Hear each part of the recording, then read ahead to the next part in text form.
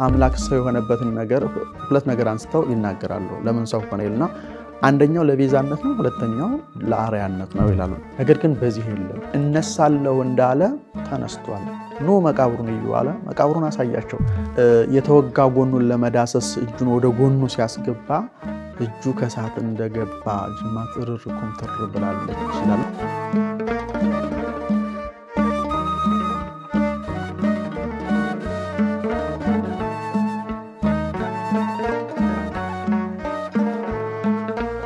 ሐሙስ ነው። ሐሙስ ማለት አምስተኛ ቀን ማለት ነው። ሐሙስ ደግሞ አዳም በመባል ይታወቃል፣ ወይም አዳም ተብሎ ተሰይሟል። አንዳንዶች ደግሞ የአዳም ሐሙስ እያሉም ይጠሩታል ማለት ነው። እንግዲህ በዚህ ቀን የሚታሰበው አምላካችን መድኃኒታችን ኢየሱስ ክርስቶስ ለአዳምና ለሔዋን የገባው ቃል ኪዳን የተፈጸመ መሆኑን እናስባለን። ይህ ቃል ኪዳን ምንድን ነው? እንግዲህ አዳምና ሔዋን አትብሉ የተባሉትን ዕፀ በለስ በልተው ከገነት መባረራቸው መሰደዳቸው ይታወቃል። ይሄ በተደጋጋሚ የምንሰማው ታሪክ ነው። በዘፍጥረት መጽሐፍ ምዕራፍ 3 ላይ ተመዝግቦ ያለ ጉዳይ ነው። እግዚአብሔር የሰው ልጅን በጣም አክብሮ ነው የፈጠረው። በልዩ መንገድ የተፈጠረ ነው የሰው ልጅ። ከዚያም በኋላ እግዚአብሔር በክብር ነበር ያስቀመጠው በገነት ሁሉን እንዲበላ፣ ሁሉን እንዲጠጣ፣ ደግሞ ሁሉን እንዲገዛ ከአንድ ከዕፀ በለስ በቀር ማለት ነው። ሌላውን ሁሉ ፈቅዶለታል። የተከለከለው አንድ ነገር ነው። ያልተከለከለውን ግን መቁጠር አንችልም፣ ሁሉ ብለን መግለጽ ካልቻል መስተቀር እና ያችን አንዲት ነገርም ቢሆን ነፍጎት አይደለም። ያች ዕፀ በለስ የገዥነትና የተገዥነት ምልክት ነበረች፣ የፍቅር ምልክት ነበረች። አዳምና ሔዋን ተገዥነታቸውን የሚገልጡባት ነበረች። ግን በዲያብሎስ ሽንገላ ምክንያት አትብሉ የተባሉትን በልተው ተራቁተዋል። ከጸጋ እግዚአብሔር ማለት ነው የተራቆቱት ወድቀዋል። በኋላ ግን አዳምና ሔዋን ጸለዩ፣ አዘኑ፣ ንስሐ ገብተው ማለት ነው። እግዚአብሔርም ቃል ገባላቸው። በነገራችን ለዚህ ጋር አንድ ማሰብ ያለብን ብዙ ጊዜ የአዳምና ሔዋን በደላቸው፣ ጥፋታቸው ይነገራል። ብዙ ምዕመናንም ያን ይሰማሉ። ግን ደግሞ የአዳምና ሔዋን ጸሎት መረሳት የለበትም። አምላክ ሰው የሆነው በአዳምና ሔዋን ጸሎት፣ በአዳምና ሔዋን እንባና ንስሐ መሆኑ መረሳት የለበትም። በእነሱ ጸሎት፣ በእነሱ እንባ፣ በእነሱ ንስሐ ነው አምላክ ሰው የሆነው። ደግሞ ቃል የገብቶ ነበርና የገባውን ቃል የፈጸመልን እና የሚታሰብበት ነው። እንግዲህ አዳምና ሔዋን በፈታሂነቱ አንጻር መሐሪነቱ እንዳለ አውቀው ንስሐ ገቡ። ከዚያ እግዚአብሔር በሐሙስ ዕለት ወበመንፈቃ ለዕለት እትወለድ እምወለተ ወለትከ ወኢትቤዘወከ በመስቀል ወሞት 5 ቀን ተኩል ሲፈጸም ከልጅ ልጅ ተወልጄ ተሰቅዬ ሙቼ አድንሃለሁ የሚል ተስፋ ሰጣቸው። ከዚያ በኋላ አዳምና ልጆቹ ይህን ተስፋ ሲቆጥሩት፣ ገሚሶቹ በፀሐይ ገሚሶቹ በጨረቃ ሲቆጥሩ ነው የኖሩት እና ይህ ቃል ኪዳን መፈጸሙ የሚታሰብበት ዕለት ስለሆነ ሐሙስ አዳም ተብሏል ማለት ነው። ቅዱስ ጳውሎስ በገላትያ መልእክቱ ምዕራፍ 4 ቁጥር 4 ላይ ወአመ በጽሐ ዕድሜሁ ፈኖ እግዚአብሔር ወልዶ ወተወልደ እምብእሲት፣ የዘመኑ ፍጻሜ በደረሰ ጊዜ እግዚአብሔር አንድያ ልጁን ላከ ከሴት ተወለደ ይላል። የዘመኑ ፍጻሜ ማለት እግዚአብሔር ለአዳምና ለሔዋን የገባው ቃል ኪዳን ማለት ነው። 5 ቀን ተኩል ሲፈጸም ከልጅ ልጅ ተወልጄ አድንሃለሁ የሚል ያለው ቃል ኪዳን ሲፈጸም ልጁን ላከ ወተወልደ እምብእሲት፣ ከሴት ማለት ከድንግል ማርያም ከእመቤታችን ተወለደ ይላልና ይህ ታሪክ የሚታሰብበት፣ ይህ ታሪክ የሚተረክበት ስለሆነ የአዳም ሐሙስ ወይም አዳም ይባላል። ልብ በሉ። ይህ ታሪክ የሚታሰበው በ5ኛው ቀን ነው። ይኸውም 5 ቀን ተኩል ሲፈጸም አድንሃለሁ የሚለውን ሐሳብ የሚመለከት ነው። 5 ቀን ተኩልና በ5ኛው ቀን ነው። ይህንንም እያሰብ ነው ያለው። በጣም ሰፊ ታሪክ ነው። ይህ ታሪክ አጠቃላይ የሰው ልጆች ድነት የተፈጸመ መሆኑ የሚታሰብበት ነው። እንግዲህ አምላካችን እግዚአብሔር የማዳን ስራውን የጀመረው በማህፀን ነው። በቤተክርስቲያናችን ሊቃውንት በመጽሐፍም የተመዘገበ ሐሳብ ነው። እንግዲህ ዲያብሎስ በማህፀን ነበር እየተቆራኘ። ከዚያም በኋላ ሕፃናት ሲወለዱ አብሯቸው ተቆራይቶቸው ያድጋል። ኃጢአት ሲያሰራቸው፣ ጣዖት ሲያስመልካቸው ይኖራል። በኋላም በሚሞቱበት ጊዜ ስጋቸውን በመቃብር እንዲሁ ነፍሳቸውን በሲኦል ተቆራይቶ ይኖር ነበርና ጌታ ሲጸነስ ያው መንገዱንም ስለለወጠበት መቆራኘት አልቻለም። ምክንያቱም ጽነስ የሌለበት እንበለ ዘር እንበለ ሩካቤ ስለተጸነሰ አልቻለም እና የክርስቶስ ማዳን የሚጀምረው እዚያ በማህፀን ነው ማለት ነው። ቁራኝነት ተወግዶልናል ገና በማህፀን እና ከማህፀን የጀመረው የማዳን ስራ የሚጠናቀቀው በዕለተ ዓርብ መስቀል ላይ ነው። ልብ በሉ፣ በድንግል ማርያም ማህፀን የጀመረው የማዳን ስራ የተጠናቀቀው ዕለተ ዓርብ ቀራንዮ መስቀል ላይ ነው። ወይቤ ተፈጸመ፣ ሁሉም ተፈጸመ ብሎ የተናገረው የማዳን ስራ አምላክ የመጣበት ጉዳይ የተጠናቀቀው መስቀል ላይ ነው ማለት ነው። ተፈጸመ ማለት በነገረነት አስተምሮ እሱን የሚያሳይ ነው። እንግዲህ የኛ ክርስቲያን ሊቃውንት እንዲሁ ጠቅላላ አድርገው አምላክ ሰው የሆነበትን ነገር ሁለት ነገር አንስተው ይናገራሉ። ለምን ሰው ሆነ ይሉና አንደኛው ለቤዛነት ነው፣ ሁለተኛው ለአርያነት ነው ይላሉ። ለቤዛነትና ለአርያነት ነው ሰው የሆነው። ይሄ የተፈጸመበት ነው ዕለተ ዓርብ። ቤዛ ማለት ፈንታ፣ ለውጥ፣ ምትክ ማለት ነው። ስለዚህ ቤዛ መሆን ማለት ስለ አዳም በአዳም ፈንታ በአዳም ምትክ አዳምና ልጆቹ ሊቀበሉት የሚገባውን ነገር ሁሉ ራሱ ክርስቶስ አምላካችን ተቀብሎ እኛን ማዳኑን የሚያሳይ ነው። ይሄ ሆኖልናል፣ ተደርጎልናል። እኛ ሞት ተፈርዶብን ነበር። በእኛ የተፈረደውን ሞት በእኛ ፈንታ ለራሱ አድርጎ የእርሱን ሕይወት ለእኛ ሰጥቶናል፣ አድሎናል። ሌላው አርአያነት ማለት ነው። በዚህ ምድር እየተመላለሰ ማድረግ ያለብንም በተግባር አሳይቶናል። ይህን አድርጎ ጸሎት ጸልዩ በማለት ብቻ አይደለም፣ ራሱ እየጸለየ በተግባር አሳይቶናል። ትሕትናን በተመሳሳይ ትሕትና ይኖራቸው በማለት ብቻ አለ፣ በቃል ብቻ ራሱ በትሕትና ዝቅ ብሎ የደቀ መዛሙርቱ ነገር በማጠብ አሳይቶናል።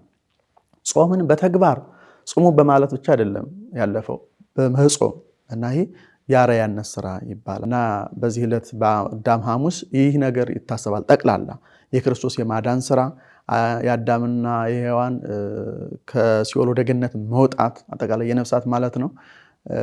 የእግዚአብሔር አምላካችን የገባውን ቃል ኪዳን መፈጸሙ ይታሰባል፣ ይነገራል። እግዚአብሔር ክርስቲያኑ እንደ ሰው አይደለም። መሐለ እግዚአብሔር ለዳዊት በጽድቅ ይኔስህ ይላል። ዳዊትም ተናግሮታል። ሊቁ ቅዱስ ኤፍሬም በውዳሴ ማርያም ተናግሯል።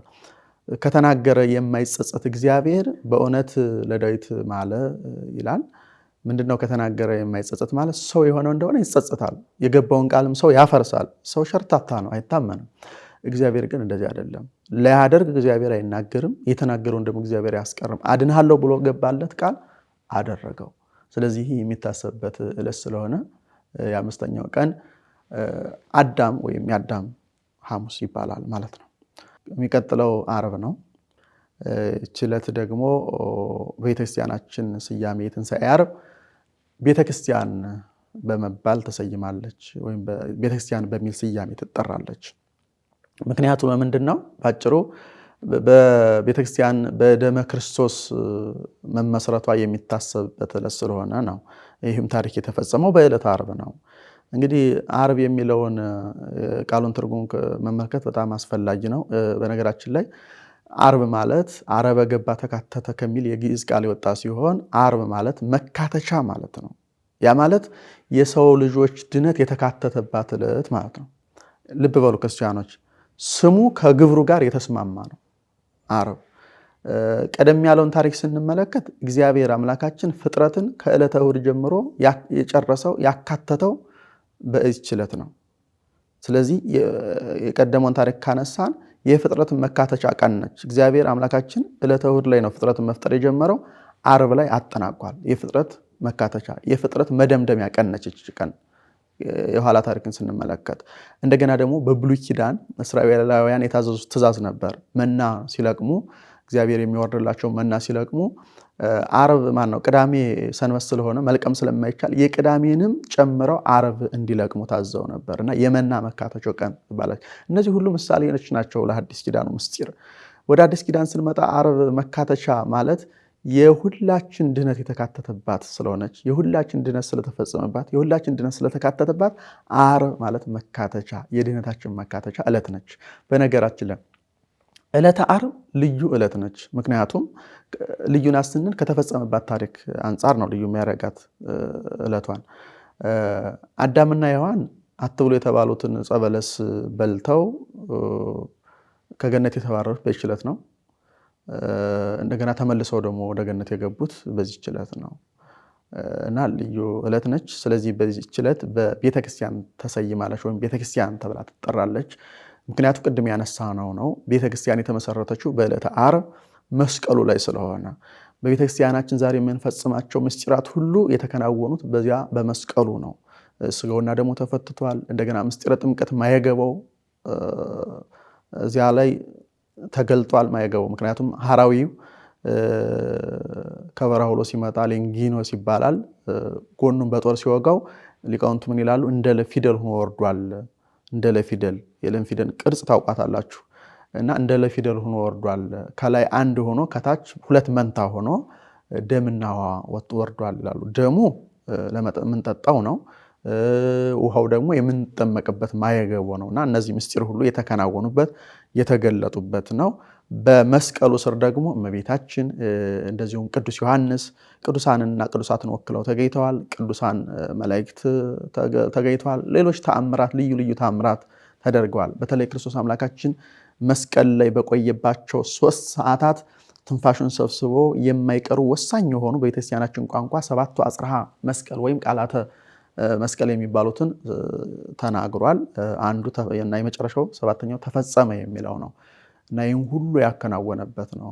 የሰው ልጆችን የማዳን ስራውን የፈጸመበት ዕለት ነው። ስለዚህ ይህች ዕለት በቤተክርስቲያን ተሰይማለች። እንግዲህ ቤተክርስቲያን ስንል ስርዓት አምልኮታችን የምንፈጽምበት ስጋውን ደግሞ የምንቀበልበት የእግዚአብሔርን ቃል የምንሰማበት የምንማርበት ሕንፃ ቤተ መቅደሱን አንዱ እሱን የሚያሳይ ነው። በሌላ በኩል እያንዳንዳችን ክርስቲያኖችን የሚያሳይ ትርጉም አለው። የእኛም አጠቃላይ የክርስቲያኖች ህብረት ቤተክርስቲያን ይባላል።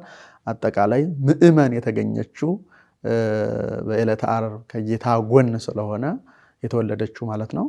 ይህች ዕለት በቤተክርስቲያን ተሰይማለች ማለት ነው። እንግዲህ ዓርብን ስናስብ መከራ ነው። ዕለተ ዓርብ መከራ እናስባለን። በሌላ በኩል በእርግጥ ዓርብን በሁለት መንገድ ነው የምናከረው። መከራውን ስናስብ እያዘን ደግሞ ድህነታችንን ስናስብ ደግሞ እየተደሰት ደስታም መከራም ሁለቱም ይነገራሉ እና ቤተክርስቲያናችን ዕለተ ዓርብ ላይ ነች፣ ቀራንዮ ላይ ነች የምንለው ለዚህ ነው። ምክንያቱም ቤተክርስቲያናችን ሁልጊዜም በመከራ ላይ ያለች መከራ የማይለያት መከራ የሚፈትናት ግን ደግሞ የማትወድቅ ክርስቶስ አምላካችን እንደተናገረው አጋንንት ይፈትኗታል እንጂ አይጥሏትም፣ አያሸንፏትም። ሊታገሏት ይችላሉ ግን አይጥሏትም እና ይህ ሁሉ ይታሰባል። በዚህ ስያሜም ትጠራለች። ቀዳሚት ሰንበት ቅዳሜ አንስት በመባል ይታወቃል። ወይም ቅዱሳን አንስት ተብሎም ሊጠራ ይችላል። በሴቶች የተሰየመ ነው ባጭሩ ቅዳሜ ማለት ነው። ለምንድነው በሴቶች የተሰየመው ካልን በክርስቶስ ሞትና መከራ ያዘኑ ሴቶች የሚታሰቡበት ነው ዕለት። ቤተክርስቲያናችን ይህን ዕለት ለሴቶች መታሰቢያ አድርጋ ሰይማለች በሴቶች ስም። ምክንያቱም ቅድም እንዳየነው በክርስቶስ ሞትና መከራ ያዘኑ ሴቶች ብዙዎች ነበሩ። እሱ ብቻ አይደለም፣ ከዓርብ ምሽት ጀምሮ ቅዳሜ ሌሊቱን ወደ መቃብሩ ሲመላለሱ አድረዋል ሴቶቹ እና ይህ ዕለታቸውን ለማሰብ ቤተክርስቲያናችን አንስት ሴቶች ብላ ቅዳሜን የሴቶች መታሰቢያ አድርገዋለች። ለጌታ ካላቸው ፍቅር የተነሳ በእውነቱ ጨለማው ሳያስፈራቸው ሴቶች ናቸው። አስተውሉ። ሌሊቱን ሙሉ ወደ መቃብሩ ሽቱ ይዘው ለመቀባት ስጋውን ሲመላለሱ ደግሞ ምነሳለው ብሏልና ያንን ተነስቶ ይሆን ብለው ያንን ለማረጋገጥ ሲመላለሱ ያደሩ ናቸው እና በእነሱ ስም ተሰይሟል። 4ቱም ወንጌላውያን ጽፈውልናል ይህን ታሪክ። በተለይ ቅዱስ ማቴዎስ በማቴዎስ ወንጌል ምዕራፍ 28 ጀምሮ እንደተመዘገበው ምዕራፍ 28 ከቁጥር 1 ጀምሮ ታሪኩ ተመዝግቧል እና ሴቶቹ ወደ መቃብሩ በሄዱ ጊዜ የእግዚአብሔር መልአክ አዩትና ፈሩ፣ ደነገጡ። በዚህ ጊዜ እግዚአብሔር መልአክ እንዲህ አላቸው፣ አንትንሰ ኢትፍርሃ እስመ አመር ከመ ኢየሱስ ዘተሰቅለ ተሐስሳ፣ እናንተ አትፍሩ፣ የተሰቀለውን ኢየሱስን የተሰቀለውን ክርስቶስ ኢየሱስን እንድትሹ እንደምትፈልጉ አውቃለሁና አትፍሩ አላቸው ይላል። ፍርሃታቸውን አራቀላቸው፣ ፍርሃታቸውን አስወገደላቸው። ከዚያ በኋላ ያለው ዚስ ተንሥአ በከመ ይቤ፣ ነገር ግን በዚህ የለም እነሳለሁ እንዳለ ተነስቷል። ኑ መቃብሩን እዩ አለ። መቃብሩን አሳያቸው። እንግዲህ ትንሣኤውን በመጀመሪያ እዩ ወይም ትንሣኤው የተገለጠላቸው ለሴቶች ነው እና ይህ ታሪክ የሚታሰብበት ቀን ስለሆነ አንስት ተብሏል። ኑ እዩ አላቸው። አዩ፣ መቃብሩን ባዶ ነው። ክርስቶስ መነሳቱን አረጋገጡ። ለደቀ መዛሙርቱ ለመናገር እየተሯሯጡ ሲሄዱ ግን ወተራከቦን እግዚእ ኢየሱስ በፍኖት ይላል። መንገድ ላይ ጌታ ኢየሱስ ክርስቶስ አገኛቸው። ያን የሚናፍቁትን ጌታ መንገድ ላይ አገኙት። በእውነቱ ይሄ ደስ ያሰኛል መሰላችሁ።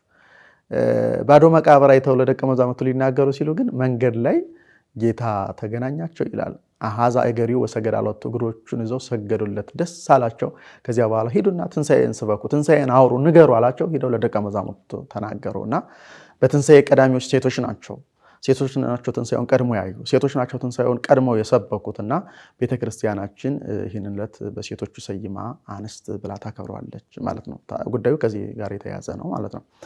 የመጨረሻው የምንመለከተው ዳግም ትንሣኤ የሚባለውን ነው። ሁለተኛው ሰንበት ነው። እንግዲህ የትንሣኤው የመጀመሪያው ሰንበት እንዳለ ከሚቀጥለው ሁለተኛው ሰንበት ዳግም ትንሣኤ ይባላል። ዳግም ማለት ሁለተኛ ማለት ነው። ዳግመኛ ማለት ነው እና ዳግመኛ ትንሣኤ ማለት እንደው ሁለተኛ ክርስቶስ ወደ መቃብር ወርዶ ስለተነሳበት አይደለም፣ ከተፈጸመበት ታሪክ የተነሳ ነው። ዳግመኛ ወይም ሁለተኛ ትንሣኤ የሚባለው ከታሪኩ ጋር የተነሳ ታሪኩ ቅድም ለማየት ሞክረናል። በዮሐንስ ወንጌል ምዕራፍ 20 ከቁጥር 24 ጀምሮ የተመዘገበ ነው። እንግዲህ በዚያ ታሪክ እንዳየነው አስቀድሞ በተነሳበት ዕለት ለደቀ መዛሙርቱ ምስጢረ ትንሣኤውን ገልጦላቸዋል። የተቸነከሩ እጆቹን እግሮቹን አሳይቶ እንዲያረጋግጡ አድርጓል። በዚያን ጊዜ ግን ቶማስ ስላልነበረ ለሁለተኛ ጊዜ ለቶማስ ስለተገለጠበት ነው ዳግመኛ ትንሣኤ የሚባለው። ክርስቲያኖች በደንብ አዳምጡ። ለቶማስ ለሁለተኛ ጊዜ አስቀድሞ 10 ደቀ መዛሙርት በኋላ ደግሞ 11ዱም እንዳሉ 12ኛው ይሁዳ ስለወጣ ነው 11ዱ ቶማስም አብሮ እያለ ተገልጦላቸዋል። ስለዚህ ለቶማስ ሁለተኛ ጌታ ስለተገለጸ ዳግም ትንሣኤ ዳግመኛ ሁለተኛ ትንሣኤ እየተባለ ይጠራል እና ቶማስ በሰዓቱ ቅድም ከታች ለማየት ሞክረናል። ትንሣኤውን ደቀ መዛሙርቱ ሲነግሩት ባለመቀበሉ ካላዩ አላምንም በማለቱ ምክንያት ክርስቶስ አምላካችን ለሁለተኛ ጊዜ ቅዱሳን ሐዋርያት በተሰበሰቡበት ተገኝቶ ሰላም ለእናንተ ይሁን ብሎ ሰላምታ ከሰጣቸው በኋላ ቶማስን ና የተወጉ የተቸነከሩ እጆችን የተወጋ ጎኔን እይ፣ ና ጎኔን እንዳስ ብሎ ቸንካሮችን የሚያረፉበትን እጆችን እይ ብሎ በማስረጃ እና በመረጃ አሳይቶታል ማለት ነው።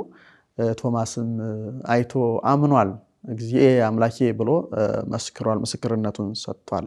እና ይህ ዕለት ዳግመኛ ትንሣኤ ሁለተኛ ትንሣኤ ወይም ዳግም ትንሣኤ የተባለው ለቶማስ ጌታ ሁለተኛ ስለተገለጸበት ነው ማለት ነው። እንግዲህ በዚያን ታሪክ የምንመለከተው ከቶማስ አንጻር ማለት ነው። በቤተክርስቲያናችን የሚተረክ ታሪክ አለ። የተወጋ ጎኑን ለመዳሰስ እጁን ወደ ጎኑ ሲያስገባ እጁ ከእሳት እንደገባ ጅማት እርር ኩምትር ብላለች ይላሉ። ዛሬም በህንድ ሀገር በህንድ ባለች ቤተክርስቲያን ያች እጁ የክርስቶስን ጎን የዳሰሰች እጁ በህያውነት ህያው እንደሆነች ዛሬም አለች ተብሎ ይነገራል ማለት ነውና የቶማስ ጥርጥርም የተወገደበት ደግሞ ቶማስን በራሱ ሌሎቹ አየን ብለው ሲናገሩ ሲሰብኩ እኔ ሰማሁ እያለ ከማስተማር በእውነት እግዚአብሔር ታድጎታል። ትልቅ ነገር ነው። እሱም እንዲያይ ስለሆነ ማለት ነው አብሮ አይቷል። በኋላ እንግዲህ በታማኝነት ወንጌልን አገልግሏል፣ ወንጌልን ሰብኳል እና በሰማዕትነት አርፏል ማለት ነው። ከዚህ የተነሳ ለቶማስ ክርስቶስ አምላካችን ሁለተኛ ስለተገለጸ ዕለቱ ቶማስ ተብሎ ይታሰባል ማለት ነው። እንግዲህ ከብዙ በጥቂቱ ባጭሩ አጠቃላይ ከሰኞ እስከ እሁድ ያሉት ዕለታት ስያሜና ታሪክ ይህን ይመስላል ማለት ነው። የተወደዳችሁ እግዚአብሔር ቤተሰቦች እንግዲህ ታውቃላችሁ ሁላችሁ በጣም ሰፊ ታሪክ ነው። አንድ ዕለት ብቻውን ብንተርከው ብዙ ጊዜ የሚወስድ ነው። ግን ደግሞ እንደ ሚዲያ ሕግ በተሰጠን ጊዜና ሰዓት ብቻ ስለምንጠቀም አጠር አድርገን ለማቅረብ እንደሞከር እንድታስቡልን በእግዚአብሔር ስም አደራ እንላችኋለን። ታሪኩን ይመስላል። የተወደዳችሁና የተከበራችሁ እግዚአብሔር ቤተሰቦች ይህ ድምጽ የሚሰማችሁ ሁላችሁም ኦርቶዶክሳውያንና ኦርቶዶክሳውያት በድጋሚ እንኳን ለብርሃነ ትንሣኤው በሰላምና በጤና እግዚአብሔር አባታችን አደረሰን።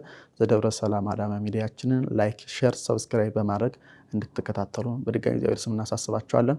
በዓሉን የሰላም ያደርግልን። ወስብሐት ለእግዚአብሔር። ይቆየን።